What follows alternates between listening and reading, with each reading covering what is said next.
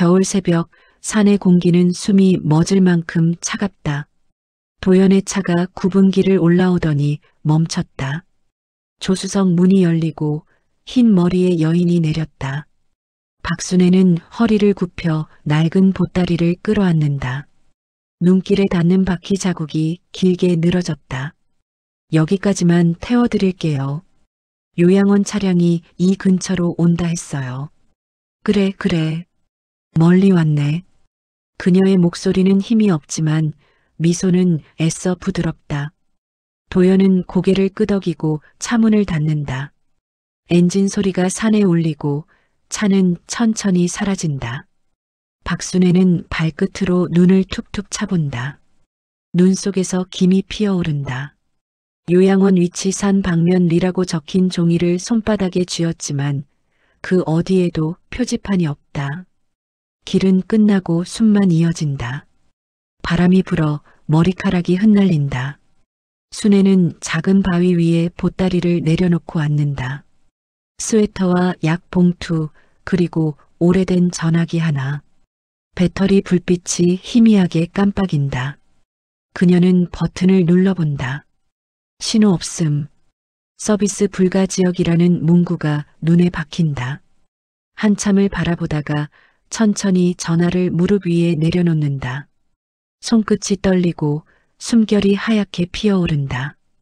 괜찮다. 입에서 새어나온 소리가 공기 속으로 스며든다. 그러나 그 말이 점점 작아진다. 눈발이 굵어지고 어둠이 산자락을 뒤덮는다. 밤이 되자 산속은 아무 소리도 없다. 전화기의 불빛이 마지막으로 깜빡이고 꺼진다. 순애는 두 손을 모아 무릎 사이에 끼운 채 차가운 땅에 등을 기대고 눈을 감는다. 그녀의 귓가에 멀리서 차 엔진 소리가 스쳐간다. 순간 눈가에 눈물이 고인다. 도연아. 그 이름이 허공으로 흩어진다. 산의 바람만이 대답처럼 불어왔다. 주방 창문 틈으로 겨울 햇빛이 희미하게 들어왔다. 싱크대 위에는 설거지하지 못한 그릇들이 쌓여 있고 식탁 위엔 식은 국그릇 하나가 남아있다. 정은은 앞치마 끈을 벗어 던지며 손등으로 이마에 땀을 닦았다. 새벽부터 시어머니의 전화를 받았고 그 뒤로 회사 출근 준비도 아이 도시락도 엉망이 되어 있었다. 도연이 거실로 나왔다. 와이셔츠 깃을 다 채우지 못한 채 휴대폰 화면만 들여다보고 있었다. 정은은 그 모습을 잠시 바라보다 깊은 숨을 내쉬었다. 도연 씨, 어머니 병원 예약도 내가 또 해야 해? 그의 눈이 천천히 들렸다. 내가 알아볼게. 그 말에는 피로가 잔뜩 묻어 있었다. 그녀는 더는 참지 못하고 쌓여있던 그릇 하나를 들었다가 도로 내려놓았다. 당신이 알아본다는 말 한 번이라도 지킨 적 있어? 말끝이 떨렸지만 그는 대답하지 않았다. 거실 시계 초침만이 크게 들렸다.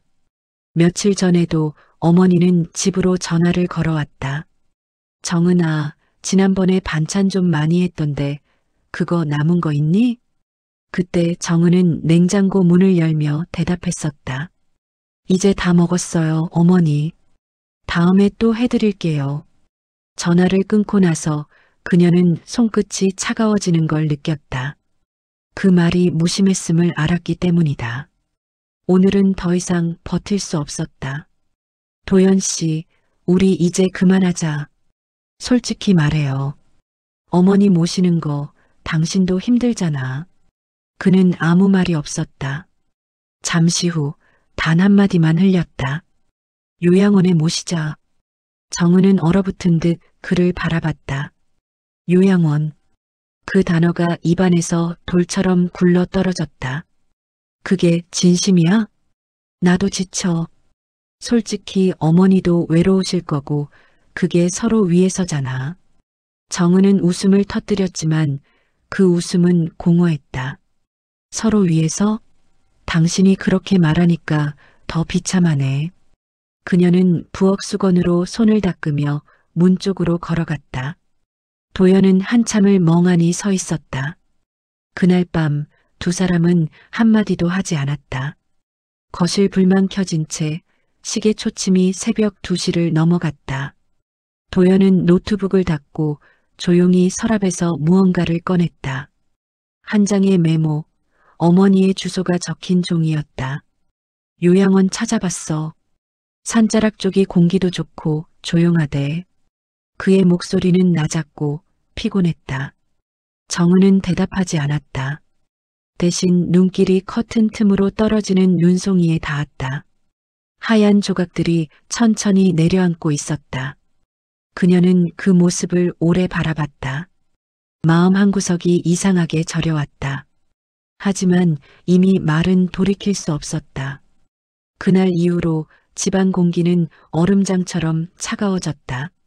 정은은 아이의 도시락을 싸며 손끝을 떨었고 도연은 출근길마다 하늘만 바라봤다. 그 누구도 말은 하지 않았지만 모두가 알고 있었다. 그날의 결정이 그들의 삶을 바꿔놓으리라는 것을. 아침의 거실은 평소처럼 고요했다. 커튼 틈으로 들어온 햇빛이 식탁 위 빈 컵을 비추고 있었다. 정은은 손끝으로 머그잔 자국을 문질렀다. 얼룩이 지워지지 않았다. 그녀는 한숨을 쉬며 물티슈를 꺼냈지만 결국 그 자리 그대로 멈춰섰다. 휴대폰이 진동했다. 뉴스 알림이었다. 산 인근 실종 노인 수색 중. 짧은 문장이 눈에 박혔다. 가슴이 순간 멎는 듯했다. 손가락이 떨렸고 물티슈가 바닥에 떨어졌다. 그녀는 급히 TV를 켰다. 화면 속에는 눈 덮인 산길과 구조대의 붉은 조끼가 보였다. 가족과 연락 두절된 여성, 70대 후반 추정. 이 말이 흘러나올 때 정은의 입술이 미세하게 떨렸다. 리모컨을 쥔 손에서 힘이 빠져나갔다. 도연은 옆방에서 넥타이를 메고 있었다. 정은은 아무 말 없이 그를 바라봤다. 그의 표정엔 아무 일도 없다는 듯한 무표정이 깔려 있었다. 그녀는 조용히 물었다. 뉴스 봤어요? 응. 요즘 그런 일 많다더라. 그 대답이 너무 평범해서 오히려 숨이 막혔다. 식탁 위에 두었던 전화기가 진동했다. 학교에서 온 문자였다. 지민이가 오늘 미술대회 참여합니다. 그 문자를 읽으며 그녀는 천천히 눈을 감았다. 그 아이가 웃을 때마다 어머니의 눈웃음이 겹쳐 보이던 기억이 떠올랐다. 작은 주름까지 닮았던 얼굴. 그날 밤 도연은 야근을 핑계로 집에 들어오지 않았다. 정은은 텅 빈 거실 불빛 아래 앉아 있었다. 테이블 위에는 아무도 받지 않은 전화기 하나. 그녀는 그 전화기를 들어 귀에 대봤다. 아무 소리도 들리지 않았다. 그저 자기 숨소리만 울렸다. 그녀는 불현듯 휴대폰을 열었다. 최근 통화 목록엔 시어머니라는 이름이 그대로 남아 있었다. 손가락이 망설였다. 지워야 할까, 걸어야 할까? 가슴이 요동쳤다. 결국 그녀는 버튼을 눌렀다. 신호음이 울렸다. 2번, 3번, 4번째에서 끊겼다. 정적이 흘렀다. 그녀는 다시 눌렀다. 이번에는 신호음조차 없었다. 전화기 너머 어딘가에서 눈발이 흩날리는 소리가 들리는 듯했다. 어머니 거기 계시죠? 작은 속삭임이었다. 그녀의 눈에서 눈물이 한 줄기 흘렀다. 입술이 파르르 떨렸다. 죄송해요. 제가 그렇게 말하면 안 됐는데. 아무 대답도 없었다. 전화기를 내려놓고 정은은 두 손으로 얼굴을 감쌌다. 목 뒤가 뜨겁게 달아올랐다. 거실 시계는 새벽 1시를 가리키고 있었다. 창밖에는 눈이 내리고 있었다. 그녀는 창문을 열었다. 찬 공기가 쏟아져 들어왔다. 어머니. 그 한마디가 흩날리는 눈 속으로 삼켜졌다. 그녀는 그 자리에서 코트를 집어들었다. 지민이의 사진이 붙은 냉장고 문 앞에서 잠시 멈췄다. 아이의 웃는 얼굴을 바라보며 속삭였다. 엄마 다녀올게. 그리고 현관문이 닫혔다. 그 순간 거실에 놓인 전화기가 다시 한번 짧게 진동했다. 그러나 아무도 받지 않았다. 화면에는 수신 실패 연결 불가 지역이라는 문구가 희미하게 떴다. 눈이 그치지 않았다. 하늘은 낮게 깔렸고 바람은 고요했지만 차가웠다. 박순애는 얼어붙은 손을 품 안에 넣고 있었다. 가끔씩 눈꺼풀이 무겁게 내려앉았고 숨이 희미하게 엉겼다. 그때였다. 품속의 전화기가 미세하게 떨렸다. 작은 진동. 그녀는 천천히 눈을 떴다. 떨리는 손으로 전화기를 꺼내 들었다. 화면에는 이정은이라는 이름이 희미하게 깜빡였다. 순간 가슴이 철렁 내려앉았다. 손끝이 얼어 감각이 없는데도 본능처럼 통화 버튼을 눌렀다. 어머니 어디세요? 희미한 목소리가 들려왔다. 그녀는 귀를 바짝 대며 숨을 죽였다. 입술이 떨렸다. 무엇이라도 말해야 했다. 하지만 목이 메었다. 바람이 귀를 스쳤다. 전화기 너머로는 흐느낌 섞인 숨소리만 들렸다. 그녀는 잠시 하늘을 올려다봤다. 눈발 사이로 흐릿한 빛이 내리고 있었다. 정은아. 겨우 한마디가 흘러나왔다. 목 안쪽이 갈라지고 눈물이 얼음처럼 식어갔다. 정은의 목소리가 흔들렸다. 어머니, 저 잘못했어요. 정말 죄송해요. 그 말이 울음과 함께 터져나왔다.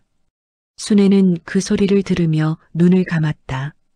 아들 도연의 목소리가 아니라 며느리의 목소리였다. 그게 더 따뜻하게 들렸다. 그녀는 힘겹게 숨을 몰아쉬며 말했다. 내가 그때 그렇게 말하지 말았어야 했지. 숨이 끊기듯 이어졌다. 너희 힘들까봐 내가 먼저 멀리 간다고. 말이 끝나자 눈물이 뺨을 타고 흘렀다. 차가운 공기 속에서도 그 눈물만은 따뜻했다. 정은은 전화를 쥔 채 울었다. 손끝이 하얗게 질렸다.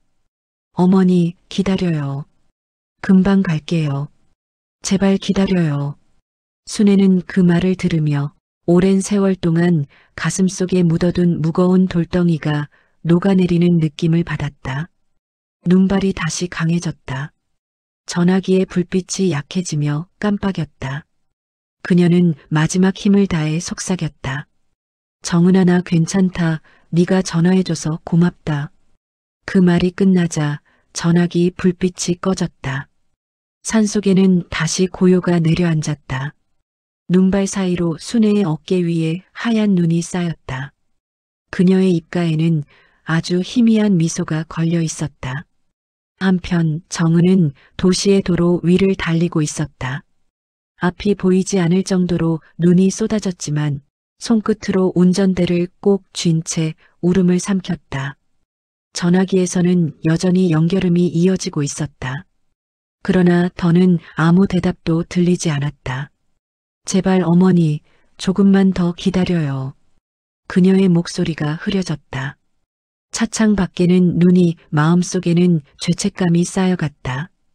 그녀의 시선 한가운데 눈 덮인 산의 그림자가 점점 가까워지고 있었다. 눈이 세상을 삼키듯 내리고 있었다. 도로는 이미 하얗게 덮였고 앞유리엔 와이퍼가 분주히 움직였다. 정은은 입술을 깨물며 운전대를 꽉 쥐었다. 내비게이션은 중간부터 신호를 잃었다. 휴대폰 화면엔 서비스 불가 지역이라는 문구만 번뜩였다. 차 안의 히터가 아무리 세게 돌아도 손끝은 얼어붙은 듯했다. 라디오에서는 계속 같은 뉴스가 흘러나왔다. 수색대는 여전히 실종 노인을 찾고 있습니다. 구조가 늦어지는 이유는? 그 순간 정은은 라디오를 꺼버렸다. 가슴이 쿵쿵 뛰었다. 머릿속에 단 한 생각만 맴돌았다. 지금이라도 찾아야 해. 차는 점점 느려졌고 결국 미끄러져 멈춰섰다. 더 이상 나아갈 수 없었다. 정은은 비상등을 켜고 문을 열었다.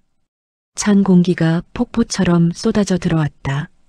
눈보라가 얼굴을 때렸다. 그녀는 코트 단추를 채우고 발을 옮겼다. 길이 사라진 산자락. 발자국이 금세 눈 속에 묻혔다. 손전화기를 꺼내 들어봤지만 여전히 아무 신호도 잡히지 않았다. 어머니. 그녀의 목소리가 바람에 흩어졌다. 눈이 속눈썹에 달라붙고 시야는 흐려졌다. 몇 걸음 더 나아가자 나뭇가지에 걸린 헝겊 조각이 눈에 들어왔다. 그건 낯익은 회색 스웨터의 일부였다. 정은의 심장이 멎는 듯했다. 그녀는 눈을 헤치고 그 조각을 끌어당겼다. 차가운 손끝이 떨렸다. 어머니. 바람이 더 세차게 불었다. 그녀는 나무를 붙잡고 균형을 잡았다. 그때 멀리서 희미한 반짝임이 보였다. 전화기 불빛 같았다. 정은은 거의 미끄러지다시피 달려갔다. 손과 무릎이 눈에 파묻혔지만 멈추지 않았다. 그곳에는 반쯤 눈에 덮인 사람의 형체가 있었다. 그녀는 숨이 막혀 그대로 주저앉았다. 눈 속에서 굳은 손이 하나 나와 있었다. 정은은 그 손을 붙잡았다. 얼음처럼 차가웠다. 어머니, 저예요. 정은이에요. 제발. 그녀는 손을 비비고 품속의 스카프를 꺼내 감쌌다. 눈물이 떨어져 얼음 위로 번졌다. 조금만 더 버텨요. 사람들이 곧 올 거예요. 그 말이 공중에서 흩어졌다. 순애의 눈꺼풀이 아주 미세하게 떨렸다. 정은은 떨리는 손으로 전화기를 들어 올렸다. 배터리 불빛이 거의 꺼져가고 있었다. 그녀는 하늘을 향해 팔을 들었다. 제발 여기요. 사람 살려요. 메아리가 산을 따라 울려 퍼졌다. 바람 소리와 섞여 그 외침이 마치 산이 울부짖는 소리처럼 들렸다. 그녀는 끝내 주저앉아 어머니의 손을 끌어안았다. 제발 이제는 가면 안 돼요. 내가 잘못했어요. 그녀의 눈물이 어머니의 뺨에 닿았다. 그 순간 아주 희미하게 들렸다. 정은아. 순애의 입이 미세하게 움직였다. 눈물인지 눈 때문인지 알 수 없었다. 그녀는 온몸으로 울었다. 눈보라 속에서 두 사람의 숨소리만이 남았다.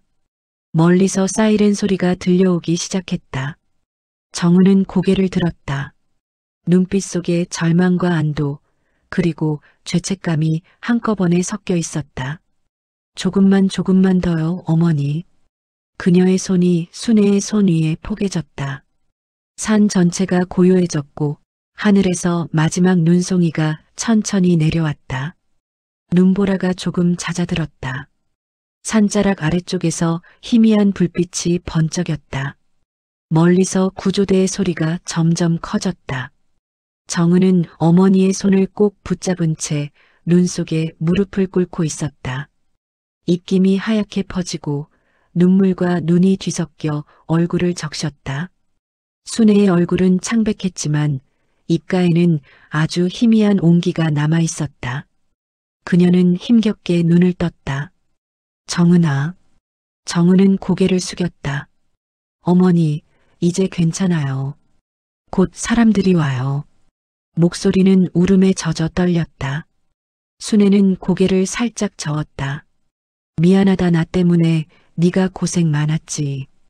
그 말은 거의 숨에 섞여 사라질 듯했다. 정은은 눈을 감고 고개를 저었다. 아니에요. 제가 너무 늦었어요. 그녀의 손이 순애의 손을 감싸쥐었다. 두 손 사이에서 희미한 체온이 섞였다.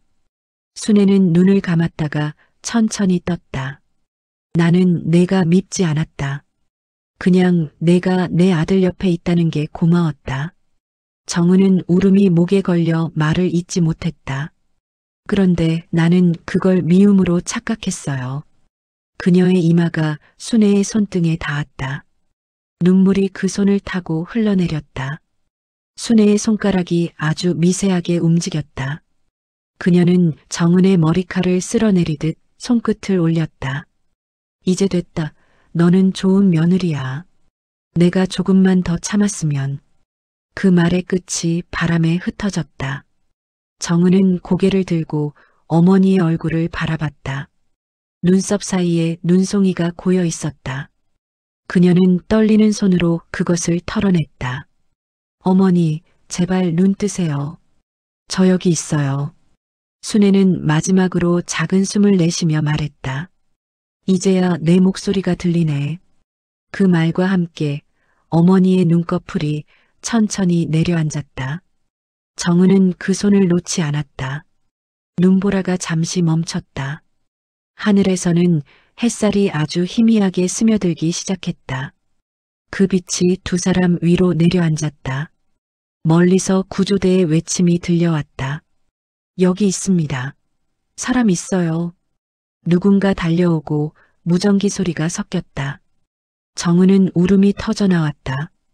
어머니의 손을 안은 채 하늘을 올려다보았다. 하늘은 여전히 눈부셨다. 그녀의 귓가에서는 마치 오래전 끊어졌던 전화선이 다시 연결되는 듯 작은 신호음이 들리는 것 같았다. 그 소리는 아주 잠깐이었지만 그녀의 가슴 한가운데에 깊이 새겨졌다.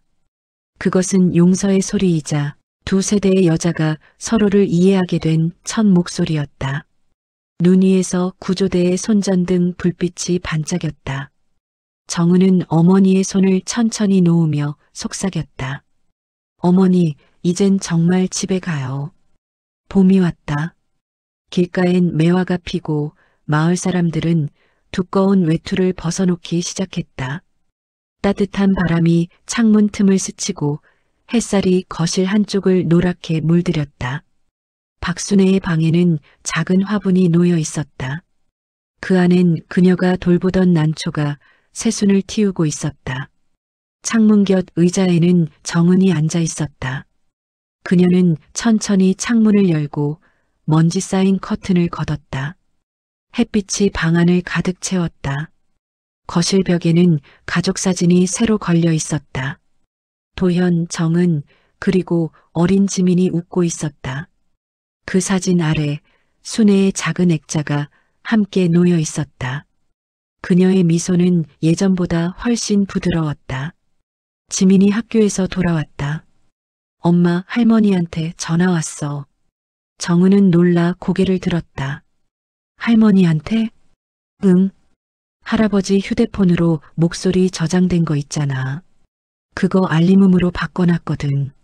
순간 집안에 익숙한 소리가 울렸다. 정은아, 밥은 먹었니? 녹음된 목소리였다.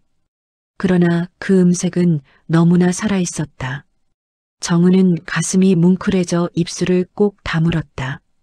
도연이 퇴근 후 들어와 현관에 신발을 벗으며 말했다. 오늘 바람 좋네. 우리 산책이나 갈까? 정은은 고개를 끄덕였다. 그래요. 어머니도 좋아하시겠죠. 세 사람은 함께 집을 나섰다. 골목길을 걸으며 봄바람이 세 사람의 옷자락을 살짝 흔들었다. 멀리서 교회 종소리가 울렸다. 그 소리는 마치 오래된 전화벨처럼 맑고 따뜻했다. 집안에 남겨진 전화기가 조용히 불빛을 깜빡였다. 그 화면에는 어머니 통화 종료라는 문구가 아직도 남아 있었다. 정은은 돌아와 그것을 천천히 들어 올렸다. 잠시 귀에 대보았다. 아무 소리도 나지 않았지만 그녀는 분명 들을 수 있었다. 정은아, 괜찮다. 이제 웃어라. 정은은 미소를 지었다. 그 미소는 눈물 뒤에 햇살 같았다. 그녀는 전화기를 내려놓고 창밖을 바라보았다. 바람이 커튼을 스치며 방 안으로 들어왔다. 그 바람 속에는 아직도 어머니의 따뜻한 향기가 남아 있었다. 그리고 그 순간 전화벨이 울렸다. 낯익고 부드러운 멜로디가 집안 가득 울려 퍼졌다. 정은은 천천히 전화를 받았다. 여보세요? 그녀의 목소리가 봄빛 속으로 녹아들었다. 그날 이후 그 집의 전화벨은 언제 울려도 따뜻했다. 그것은 더 이상 부재의 소리가 아니라 다시 이어진 가족의 숨결이었다.